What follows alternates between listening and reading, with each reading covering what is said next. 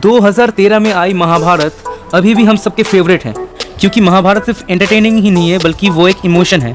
In fact Mahabharat से हम बहुत कुछ सीख सकते हैं, लेकिन प्रॉब्लम यही है ना कि सब मज़े लेते हैं लेकिन ज्ञान बहुत ही कम लोग लेते हैं, और जो ज्ञान लेते भी हैं वो बहुत ही कम लोग ऐसे होते हैं जो उस ज्ञान को अपनी ज़िंदगी में अप्लाई करते हैं। जो नॉलेज मिलता है महाभारत या रामायण से वो हम अपनी ज़िंदगी में बहुत ही कम यूज़ करते हैं। तो इसीलिए गाइस आज का टॉपिक थोड़ा अलग होने वाला है, क्योंकि इस टॉपिक के बारे में कोई ज़्यादा बात नहीं करता। So hello my dear friends, welcome to my YouTube channel 3V knowledge.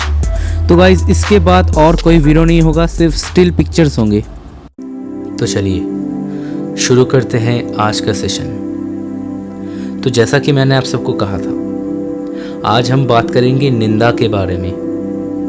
दोस्तों, संतों ने, विचारकों ने ये निरंतर कहा है कि निंदा से बड़ी कोई दोष नहीं है। लेकिन ऐसा क्यों? हम तो आसानी से किसी की बुराई कर देते हैं, किसी की निंदा कर देते हैं, हमें क्या फ़र्क पड़ता है? हम ये भूल जाते हैं कि इसका प्रभाव हमारे ज़िंदगी में भी होता है। तो सबसे पहला सवाल जो है वो है, निंदा है क्या? किसी का कोई काम अगर हमें पसंद ना आए या हमें बुरा लगे तो उसके बारे में आलोचना करने को निंदा कहा जा सकता है। अगर आप भी ऐसा ही सोचते हो तो नहीं, ये गलत है, क्योंकि आलोचना हमेशा किसी के काम का होता है, किसी के कार्य का होता है। निंदा किसी के चरित्र का होता है या किसी के व्यक्तित्व का होता है। उसने वो काम गलत किया, ये कहना आलोचना है, लेकिन वो गलत इंसान है, ये कहना निंदा है। मतलब किसी के काम में दोष देखना बुरी बात नहीं है, लेकिन किसी के व्यक्तित्व में, किसी के चरित्र में दोष देखना या दिखाना बहुत बुरी बात है। और निंदा कहता है किसी के चरित्र में दोष देखने को। अगर आप किसी के चरित्र के बारे में अच्छा बोलते हो या प्रशंसा करते हो फिर तो वो बहुत ही अच्छी बात है, क्योंकि हमें जितना हो सके अच्छाइयाँ फैलानी है, क्योंकि ये तो साधारण बात है। हम हमेशा चाहेंगे हमारे आसपास घूमने वाले लोग हमेशा पॉजिटिव हों, हमेशा अच्छा हों। इसीलिए हमें कभी भी किसी के चरित्र में दोष देखना नहीं चाहिए। इंसान में तो कभी भी परिवर्तन आ सकता है। आज गलत काम करने वाला इंसान कल एक बहुत अच्छा इंसान भी बन सकता है। इसलिए हमें हमेशा एक दूसरे में अच्छाइयाँ ढूंढनी, ना कि उनकी खामियाँ। और रही बात आलोचना की, आलोचना करने का तो सबका अधिकार है। वास्तविकता में आलोचना तो सबको करना भी चाहिए, क्योंकि इससे ही तो समाज की शुद्धि होती है। आलोचना से आप दूसरे की गलतियों से बहुत कुछ सीख सकते हो, क्योंकि हमारे पास इतना समय नहीं है कि हम पहले गलती करें और फिर उससे सीखें। और आलोचना करने से आप उसको उसकी गलती भी दिखा सकते हो या समझा सकते हो, ताकि वो गलती दोबारा ना कर सके। आलोचना करने से ही तो सही और गलत का फ़र्क पता चलता है। और आलोचना करने वालों को अपनी बात सच साबित करने के लिए मेहनत भी करनी चाहिए। इसीलिए आलोचना करने वाला भी स्वयं शक्तिमान होता है।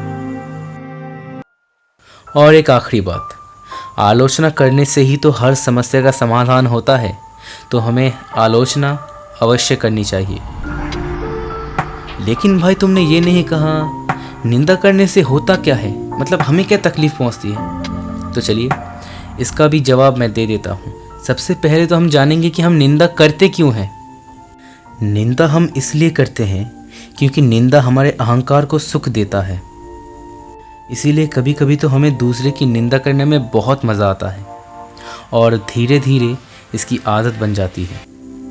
अब देखो, निंदा का कोई प्रमाण नहीं होता, क्योंकि किसी की काम की अच्छाई या बुराई तो दिखाई पड़ती है, लेकिन किसी की आत्मा की अच्छाई या बुराई कहाँ दिखाई पड़ती है।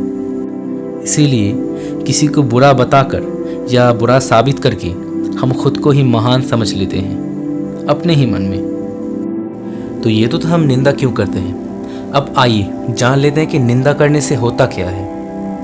निंदा करने से परिवार और समाज दोनों से ही प्रेम का नाश हो जाता है। और इतना ही नहीं, निंदा करने की आदत लग जाने से हम ज़्यादा से ज़्यादा असत्य का आधार लेने लगते हैं। जिस वजह से धीरे धीरे हमारे हृदय से सत्य और प्रेम का नाश हो जाता है। यूं कहे तो आत्मा के सत्य का नाश हो जाता है। और आत्मा के सत्य का नाश को सबसे बड़ी विपदा, सबसे बड़ा पाप या सबसे बड़ा श्राप माना जाता है। मतलब निंदा दो धारी तलवार है। जिसकी निंदा की जाती है उसकी प्रतिष्ठा कट जाती है और निंदा करने वाले की आत्मा टूट जाती है। क्या ये सच नहीं है? इस विषय में मनन, चिंतन, आलोचना ज़रूर करके देखना। बाकी वीडियो में कोई पॉइंट मैं मिस कर गया हो तो मुझे कमेंट में ज़रूर बताना। और लाइक सब्सक्राइब आपकी मर्ज़ी है, लेकिन जितना हो सके वीडियो को शेयर करो अपने दोस्तों को। क्योंकि एक बात हमेशा याद रखना, ज्ञान बांटने से ही ज्ञान बढ़ता है। तो आज के लिए बस इतना ही। हम मिलेंगे एक नए वीडियो में कोई नया टॉपिक लेके। तब तक के लिए बाय, टेक केयर। जय हिंद, भारत माता की जय।